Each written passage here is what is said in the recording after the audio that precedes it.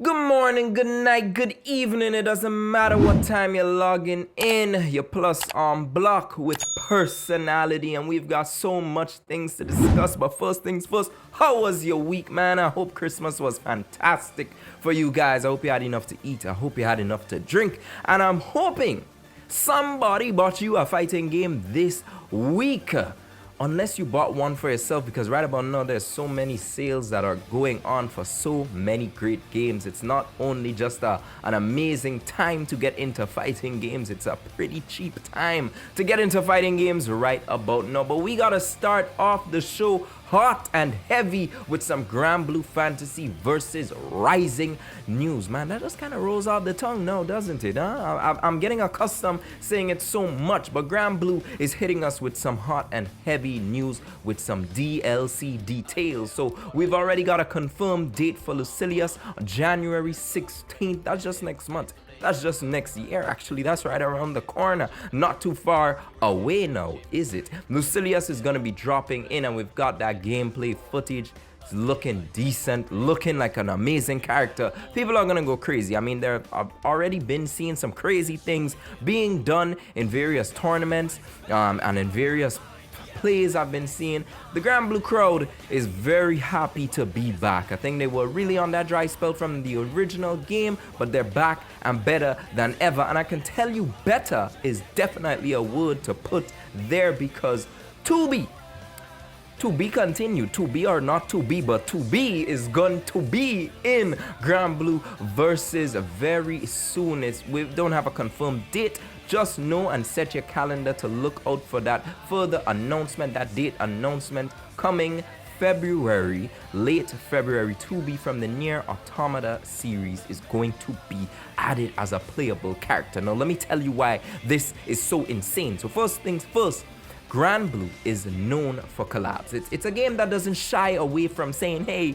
you're pretty famous, you wanna latch on to the success there.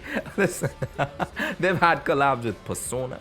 Ryu is somehow in the game, Street Fighter, and it's not just there, you know. They're not just stopping there. They've been collaborating with other IPs outside of even just games. Look, Jujutsu Kaisen, our boy Gojo is somehow in a Granblue. Come on, I mean, what more do you want? So it had us speculating. I mean, it would have anybody on edge, because now it's a potential situation where can all of these collaboration efforts that Granblue has had in the past, could we potentially see these characters get added to the game as guest DLC characters or as guest characters? And we already know the effect that guest characters have. I mean, Tekken 7 had some amazing guest characters.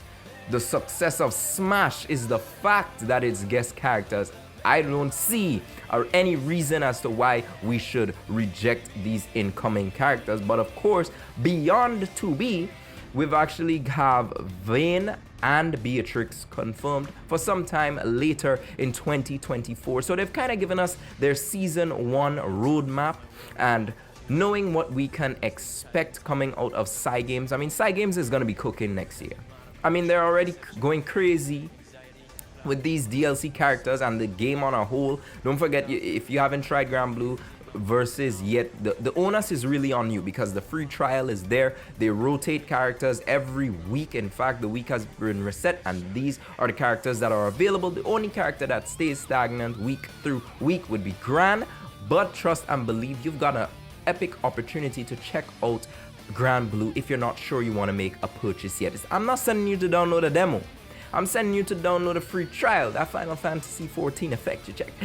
You're gonna have access to a decent amount of features. You've got access to the training in a limited capacity, but you could go online, you could hop on ranked. I mean, I don't know how good you are to learn a character within a week of availability and then just reach the master, but I mean, some of y'all are cracked at fighting games. I can't do it, but if it is, then you've got one standard character in a Gran, so you could grind with Gran for a long time before, you know, eventually having to say, I'm gonna buy it. And the game has a relatively good competitive price point when you look at what's going on with the other games and their pricing and what they would demand, possibly because of how long they've been around and that strength of the IP. Granblue gives a very nice alternative to that already developed market of games who just won't submit their prices.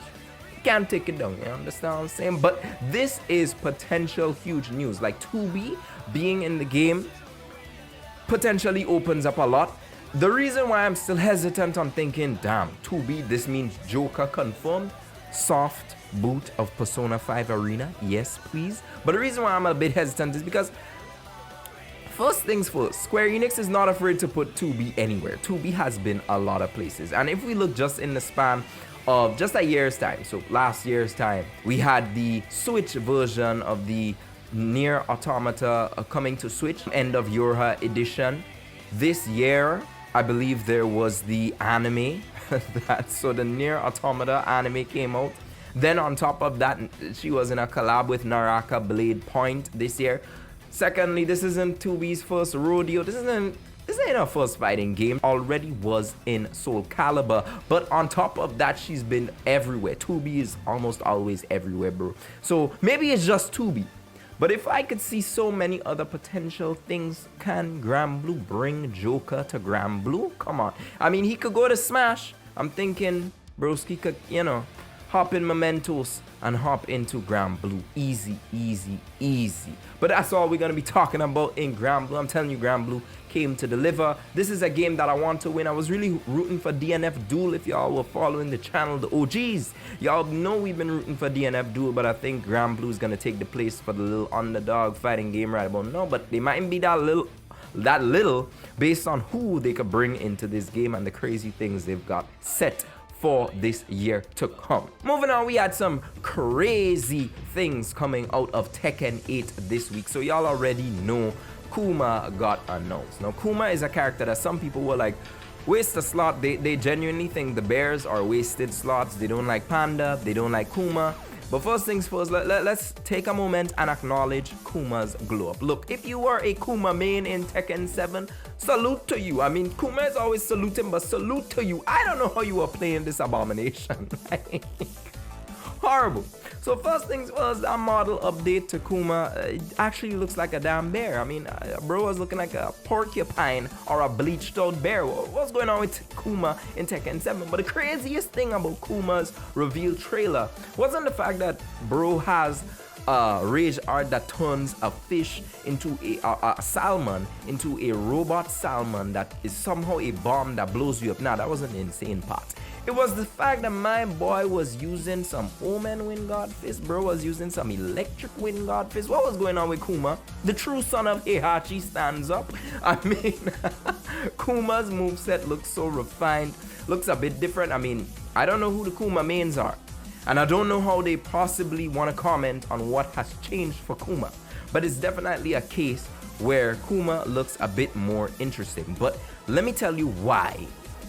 Despite the fact that we saw electrics and we were blown away by the electrics, that was great, that was lovely, love to see it. Kuma's got some more to him. Is the fact that despite having had access to that build, many of those content creators did not know Kuma had the electric fist because it was a different build. Therefore, guys, Tekken 8 still has some secrets from us. Harada ain't let out everything out of the bag yet. There's so much more that we could see. We can't see everything obviously in the demo. The limited time that the people who had the early access to the game, they didn't get to see everything either. No, it means that the build that's gonna finally hit us on the 26th, we're not ready for it. There's so much more that's gonna get revealed. There's so much more that we could see because we all were feeling a kind of way when we saw so much content flooding the internet. It almost felt like, damn, we don't need to see these weekly trailers. We don't need to see this again. Is the hype dead? Can you just fast forward us to the 26th? That's how we were feeling. But guess what? There's more to come.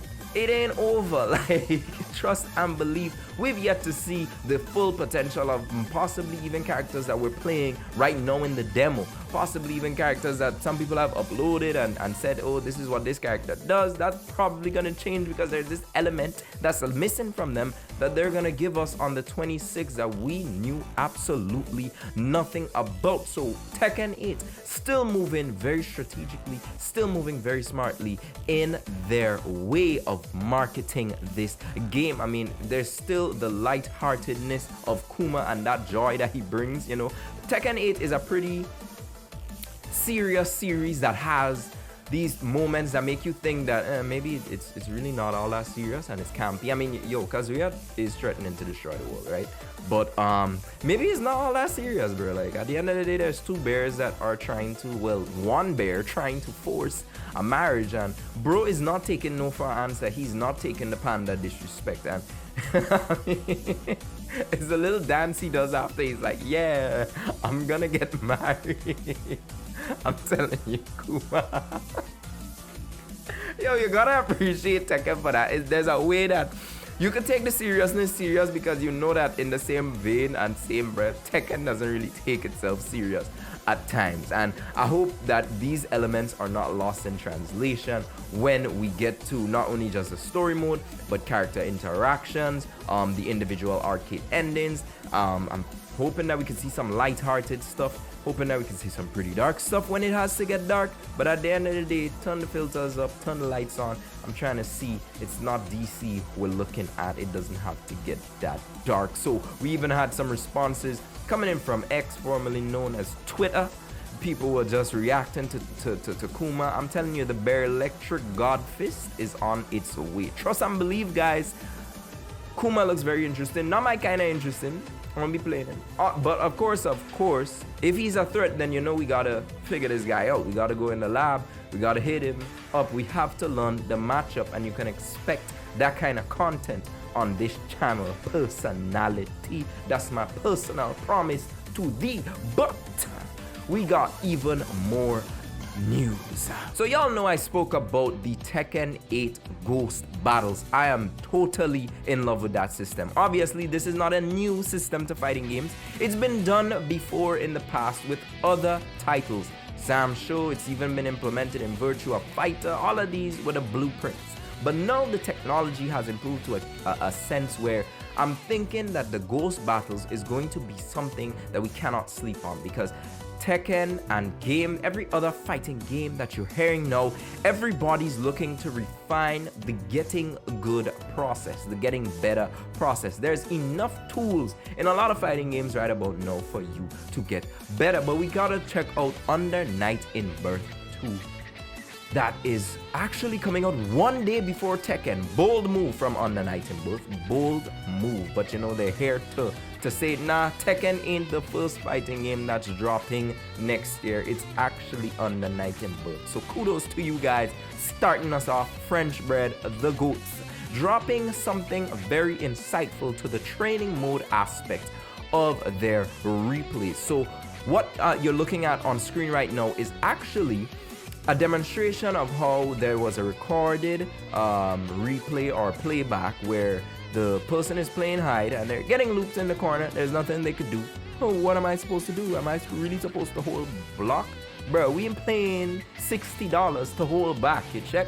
But now if you want to get out of that mentality, clearly, there is a feature for you. So they were able to go into the replay and take control of their character again. So you can see that they actually selected, and you could play out the situation differently. Now, the reason I even brought up Tekken again is because in Tekken 8, this feature will also be available, but in somewhat of a limited capacity. I think it's only going to be able for you to take control for roughly about 10 seconds of the match, so you could see what you could have done differently, or you could reenact the punishments that they were advising you to do on screen, due to the fact that, you know, Tekken already has this great replay system. You could see what you could have punished with, you could have seen what you could have done differently.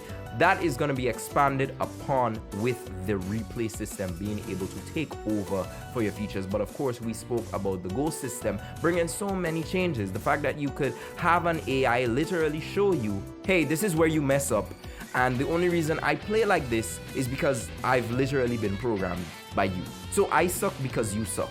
And having access to train with other ghosts, so from some top level players, you could potentially download their ghosts once they make it available and get into training. So essentially, is getting good at fighting games getting easier? Because you know, we always got to look at how things are shaping up in terms of what is actually going on in the meta, how are we training against certain characters, and how are we looking to improve. But speaking of the meta and speaking of results, we kind of got a recap of the TNS results this week. But you know, Diaphone taking the first GBVSR win with Grimner. There's a Nier in the mix there. Everybody's afraid of Nier so far, but you know, the challenge is the worst character is most likely somebody could be potentially cracked with it. That's what Leffen said, and we're not even gonna go into what happened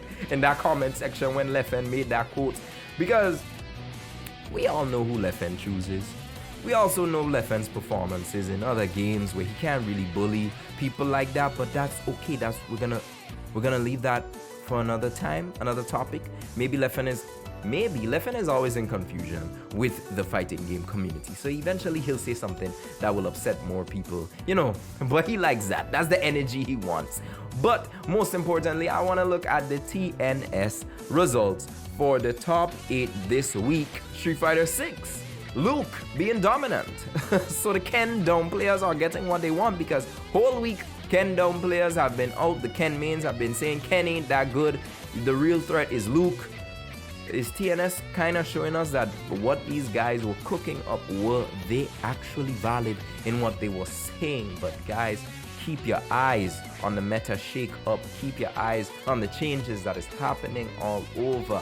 I'm glad if you made it this part of the video, because we are changing up so much in terms of how I bring that news content across. It's gonna be like a full show just as this, and it's only gonna get better as the week goes by, and I'm going to improve on that. And if you did make it this far, you already know I want to hear your thoughts below. Matter of fact, share your thoughts on any topic that you want to talk about, or maybe something that's coming up for the next week. I don't know, but we'll continue to be plus on block. Once that week ends, you know, we gotta talk about what was happening in the FGC. But I will see you guys in the next video. But until then, stay gaming.